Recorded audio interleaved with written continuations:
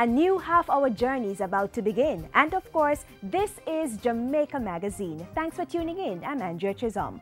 Coming up today, we explore matters of national security, outline some of government's plans for the new fiscal year, and head to school to look at a partnership intended to upgrade infrastructure. The news of the day is also in the mix, so keep it locked to Jamaica Magazine as we bring you all those details right after this important message.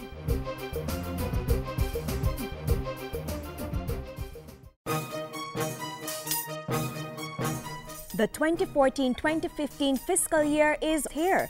From April 8 to 10, the Standing Finance Committee of Parliament will consider the estimates. Tune in as the Finance Minister opens the budget debate on April 17. Dr. Peter Phillips will be followed by the Opposition Spokesman on Finance on April 22 and Government and Opposition members on April 23. The Opposition Leader will make his contribution on April 24 and the Prime Minister makes her presentation on April 29. The budget debate will close on April 30 with the Finance Minister. It's the 2014-2015 budget debate. Stay informed and keep watching Jamaica Magazine.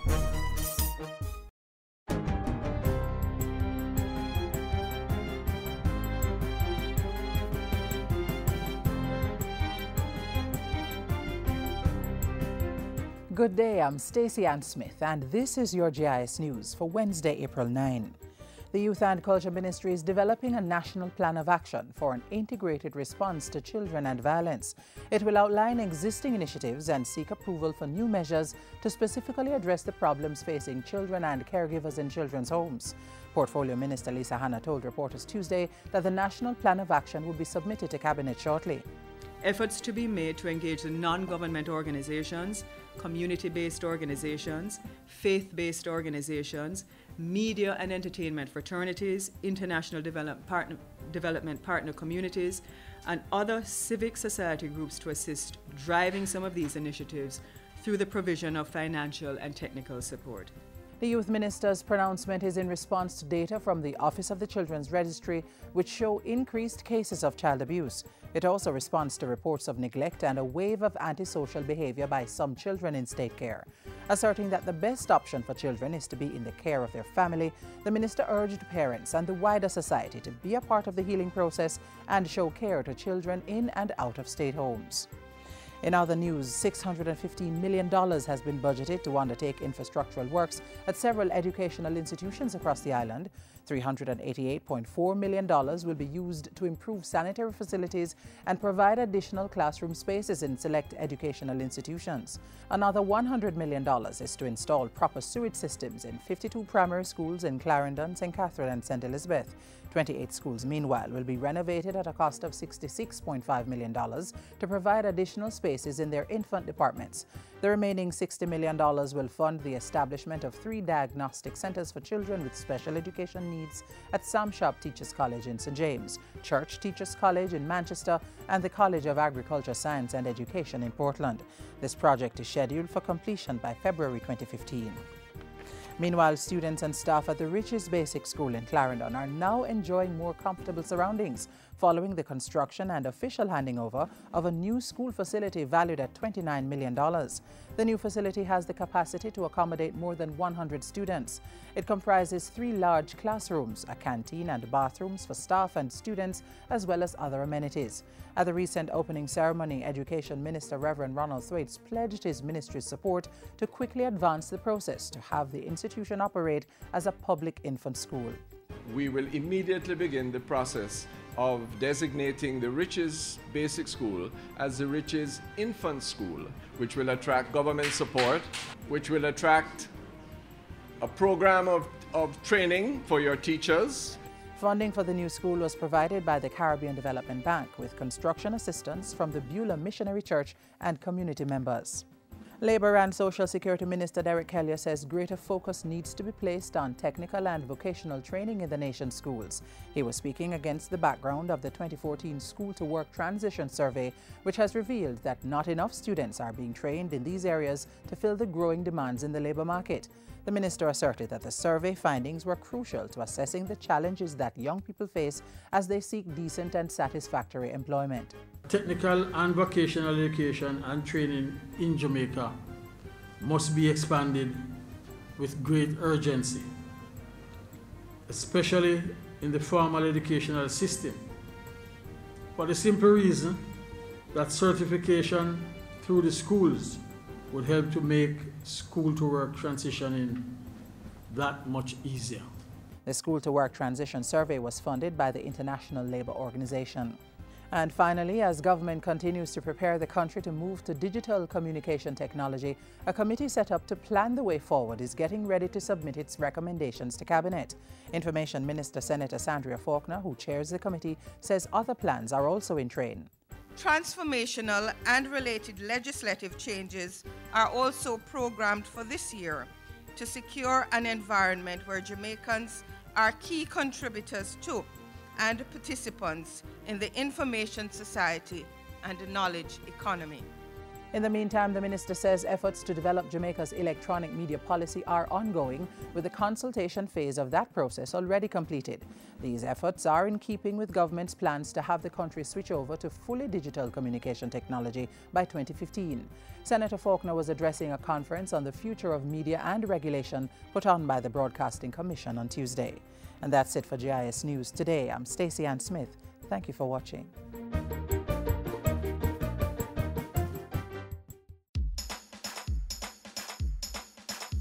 We want a productive Jamaica. We are not productive Jamaicans. Productivity to move forward on this land. Productivity, that's the way to go, we should understand. Productivity is the way to go for all us Jamaicans. Small business, big business, old and young, we are tell every woman and man. We want growth and prosperity for a better nation with a building plan. So we can build our product and sell our product and put more money in our hand. Our economy can rise to a level and build a better nation. Productivity to move forward on this land. Productivity, that's the way to go, we should understand. Productivity to move forward on this land. Productivity, that's the way to go, we should understand. Productivity. Productivity, pathway to prosperity. A message brought to you by the Jamaica Productivity Center, a department of the Ministry of Labour and Social Security. On Monday, it was fiscal prudence and the pursuit of a credible economic program. Yesterday, job creation and economic growth. Today, safety and security takes the spotlight as we continue our series pinpointing government successes in the goals it set itself last year.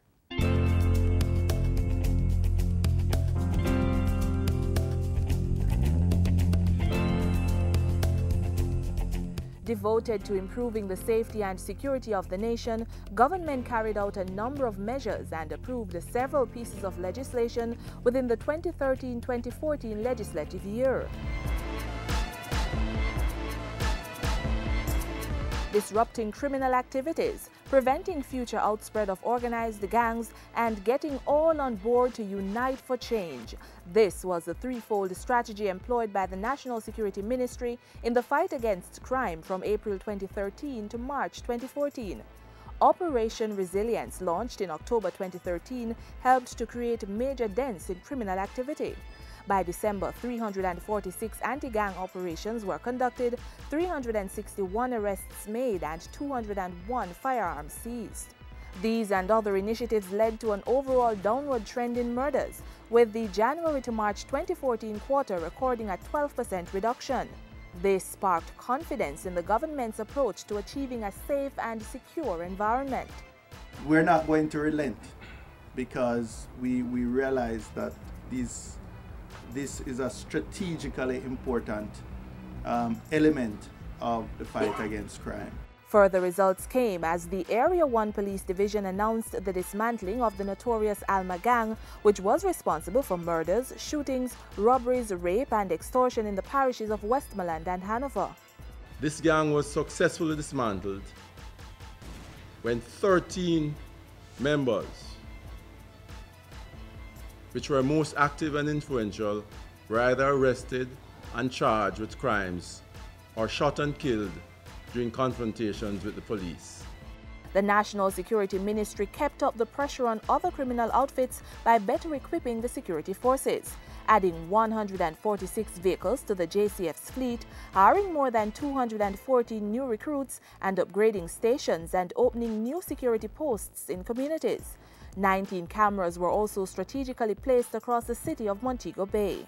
It will improve our detection, and because these cameras are being monitored 24/7, so we will be able to identify crimes in progress and dispatch teams to address that. The $55 million technology system has been helping the police keep the streets of the second city safe and secure for both citizens and visitors alike. And pressing forward, the government went after lottery scammers, seizing the assets derived from proceeds of the crime and arresting more than 100 scammers. Or ports of entry were not left exposed in the efforts to improve security and safety. The Norman Manley International Airport received reinforcement with the expansion and renovation of the police station. Marine vessels were deployed to monitor our waters, with a new marine post being constructed at the Causeway Fishing Village. Cruise shipping pairs in resort areas were also streamlined to regulate and limit access to the ports and to stem the harassment of tourists. The legislative portfolio was also strengthened to help crime-fighting efforts. 3 key pieces of legislation were passed. The Criminal Justice Suppression of Criminal Organizations Bill, also known as the Anti-Gang Bill, received Parliament's approval on March 7, 2014. It prohibits criminal organizations, which includes gangs, which are assembled for the purpose of committing serious violent crimes and intimidating communities. The bill will make it less attractive for gangs to recruit members by increasing the penalties to 25 years imprisonment for recruiting children and 20 years for adults. The Proceeds of Crime Bill, passed in October 2013, lessens the ability of criminal organizations to finance their operations and strengthens the country's anti-money laundering framework. The Prevention and Suppression of Trafficking in Persons Act was also passed, and between April last year and March this year, more than 20 victims were rescued by the Anti-Trafficking in Persons Unit. The TIP unit has a total of 7 cases before the courts in Jamaica. There are 28 cases that are currently under investigation, 4 of which involve transnational investigations. Education, skills training, and dispute resolution were some of the other mediums used by the National Security Ministry. With $55 million in funding from the Inter-American Development Bank, the Citizen Security and Justice Program CSJP-3 is continuing the training of at-risk youth to provide employment. The aim is to recruit these individuals into a positive direction before they are recruited by gangs. No matter how efficient you are at taking out players, sentencing players, putting them in prison, if you have an endless supply from a farm system, from an incubator, that's just generating more recruits for gangs, then we'll be on a treadmill indefinitely. This level of social intervention continued with the launch of the Unite for Change campaign on December 5. Citizens were mobilized through the Public Education and Behavior Change Program to take a stand against crime by not facilitating such activities, reporting, and by working closely with the police. To provide a vehicle for that, the Ministry of National Security has been collaborating with the Peace Management Initiative, JCF's Community Safety Branch, and the Umbrella Group of Churches to organize a series of interventions in violence-prone communities.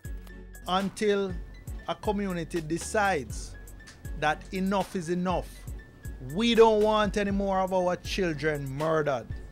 We don't want our children recruited into gangs to increase their risk of either being killed by gangs or ending up in prison. Until we as a community make that decision, and wider communities across Jamaica, then we won't have a sustainable solution to the crime problem. Schools were also targeted to encourage youngsters into becoming ambassadors for change. A National Youth Violence Prevention Forum was launched in January 2014, engaging over 1,000 persons to share best practices on how to prevent young people and the society at large from getting involved in crime.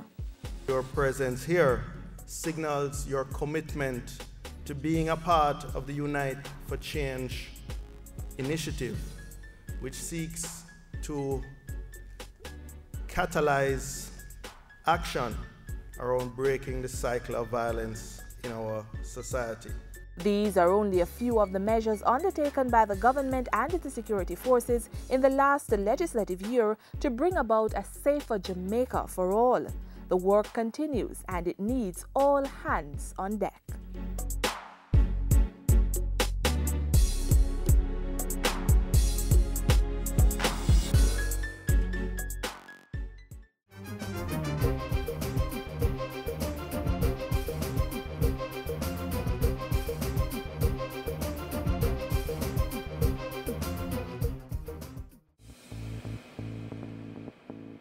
A healthy and educated people living in a clean, natural environment, reducing crime, improving the justice system and governance, building a prosperous economy.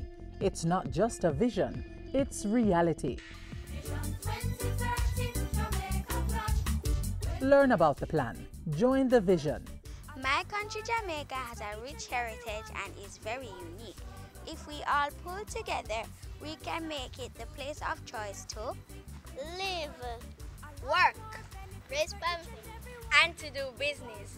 For more information on Vision 2030, call the Planning Institute of Jamaica or visit vision2030.gov.jm, your parish library, school library, or the Jamaica Information Service. This year, plans are being laid out to ensure success not just in the area of security and safety, but across all sectors. Last Thursday, the Governor-General communicated some of those as he officially ushered in the new parliamentary year with the throne speech. Here are the highlights. Legislation to govern critical sectors, JEEP moves into higher gear, and more on-the-job training for university graduates. Key focus areas for the government in the 2014-2015 financial year, going for growth while creating opportunities for Jamaicans.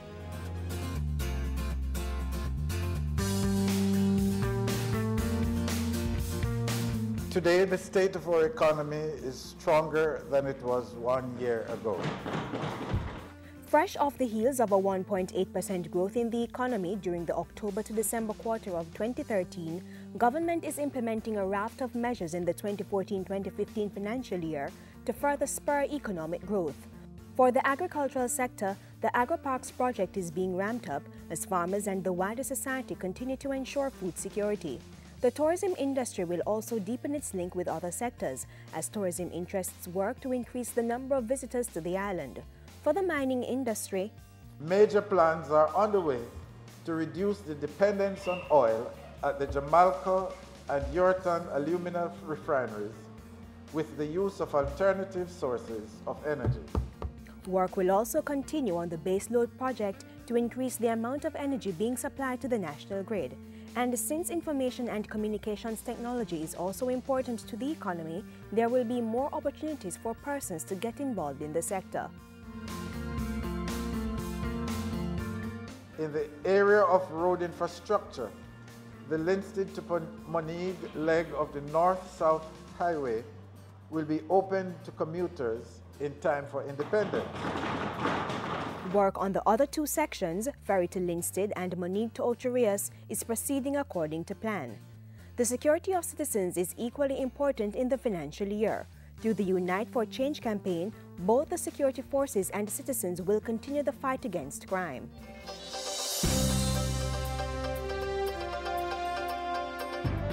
Sport has been an underlying force in our country and is one area that gives us global visibility, glory, and competitive advantage. And so, to keep the legacy intact, the sporting facilities of 23 high schools across the island will be upgraded and the athletes' insurance plan will be launched. And to also provide them with the kind of screening that will be required to ensure that we don't have some of the accidents that normally take place. As the government seeks to create opportunities for Jamaicans in a bid to grow the economy, policies are being fine-tuned to meet housing needs. The National Housing Trust is expected to spend some $22 billion on over 2,000 housing solutions. The Jamaica Emergency Employment Program, JEEP, will also contribute to the upliftment of citizens through development projects. We'll be beginning the redevelopment of the National Heroes Park, which was mentioned there. Again, it will be public-private sector cooperation. Meanwhile, under the PET recycling project, which was launched in February of this year, 35% of plastic bottles will be reclaimed. This is another positive outcome of JEEP and will contribute $50 million, supported by the private sector with $23 million annually. At least 300 jobs will be created. On the social protection side of things, $4 billion will be spent to protect vulnerable groups. Healthy lifestyle practices will also be promoted as the government continues to upgrade health facilities. The establishment of a children's and adolescent hospital in Montego Bay is progressing. The government will also be placing special emphasis on young people during this financial year. The Graduate Work Employment Program, being facilitated by the National Youth Service, will provide more internship programs for university graduates. Because logistics is coming, we've been having seminars with the Caribbean Maritime Institute to sensitize young people on careers in logistics and then going into training components to facilitate those young people who would like to go into those areas. Among other things, 70 basic schools will be converted to infant schools and 90 reading coaches will be deployed to primary level institutions. Climate change is also important, so government will implement measures geared at protecting the natural environment. Projects are also underway to improve the delivery of potable water. One such is the rehabilitation of 26 well sources, pumping stations, and reservoirs at a cost of $1.7 billion. Some 750,000 persons will benefit. In terms of foreign policy, through overseas missions, Jamaica will continue to target business opportunities and investments. And through the diaspora policy, the role and contribution of the diaspora will be formalized. It has been an inclusive process. We have had a positive feedback. We circulated the draft to the various stakeholders across the UK, the US, Canada, and they have sent back their comments in writing. Those comments have been incorporated in the document. On the legal side of things, 6 critical pieces of legislation are expected to be passed. The government, with Prime Minister Portia Simpson-Miller at the helm, creating opportunities for Jamaica to grow and develop.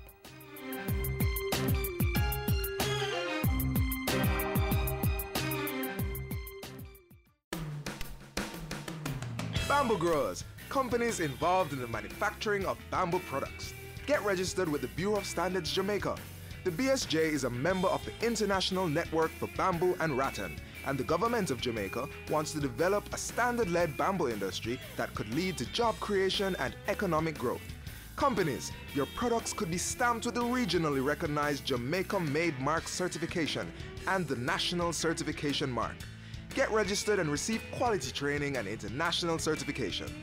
For more information, call the Bureau's Special Projects Department at 926-3140 or visit the BSJ at 6 Winchester Road, Kingston 10. If you've been keeping up with the JIS news, you would have heard about students from the Central Branch All-Age School benefiting from school furniture and fencing recently, thanks to the Jamaica Social Investment Fund and its partners. That's part of a broader project to assist children in about 7 inner-city schools. Details next.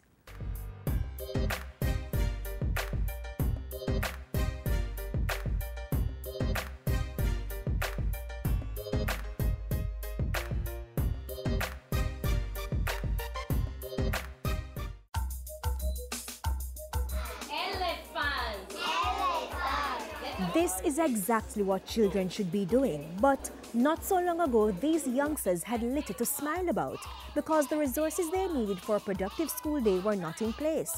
However, thanks to the Poverty Reduction Program, PRP, things have changed. Let's hear more about their experiences. We had to be moving desks and chairs or benches from one classroom to the other just to, like those classes that had a little bit less student than the others, we would take those things out to put in the classes to balance off. Many times we have to be repairing, we have to ask our groundsman to help with repairing the furniture, and sometimes there's no more, they can't be repaired anymore. We had a number of disciplinary problems, and we had 3 students on a bench. Students will normally come and complain about one person pushing them off, or they did not have sufficient place to write, and so you'll find that students will be fighting over their positions on the benches. When it was time to teach, you had to be there settling their differences, so it took away from the teaching time a whole lot. Staff and students at Hazard Primary in Clarendon faced similar challenges. We had several issues. To be honest, our fencing was down. We really needed a perimeter fence. We needed furniture. We needed, teachers needed chairs, students needed their benches, individual benches, and so on. Children found it difficult to write because they need space. We say and most times they're uncomfortable. It brings a strain on the children, and then sometimes it reduces their potential as learners, and also with their attention span. They got easily lost. We cater for over 400 students because it's a shift school. Now we had a stove, but the stove only had 4 burners. Now with those big pots, that would be just like 2 burners. So we really needed a stove that could help the cooks to get through faster. The European Union's Poverty Reduction Program, implemented through the Jamaica Social Investment Fund, recently gifted these schools and others with brand new furnishings, fencing, and other important infrastructure. The Poverty Reduction Program is a program that is funded jointly by the European Union and the Government of Jamaica. And the objective of the program is to provide interventions and assistance in inner city communities. We assist with infrastructure development in schools, and we provide social intervention techniques as well. I would like to, on behalf of my school, of the school and staff board, say thanks, a big thank you to the Poverty Reduction Program for thinking of us at this time. I have to say thanks. How can I say thanks?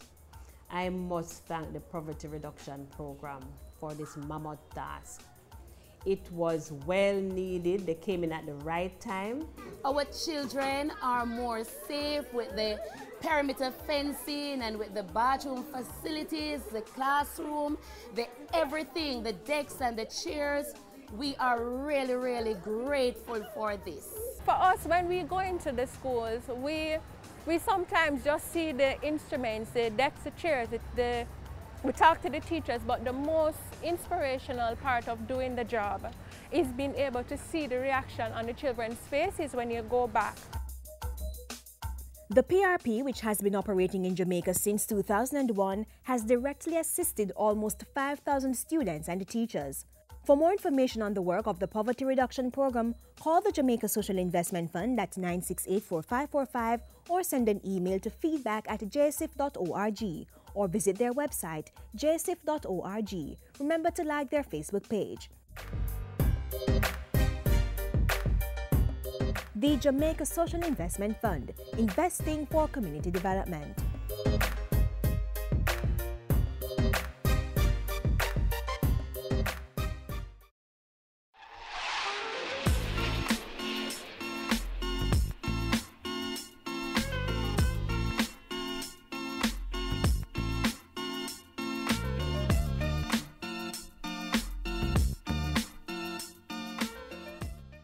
Want more information? Visit our website where it's all laid out for you. And if you missed parts of this and any other Jamaica Magazine program, then you may want to check out our YouTube channel. There's also the opportunity to voice your comments or suggestions by email or on our Facebook and Twitter pages. Before we go, we want to remind you that a little love and compassion for the next person goes a long way. I'm Andrew Chisholm. Have a great evening.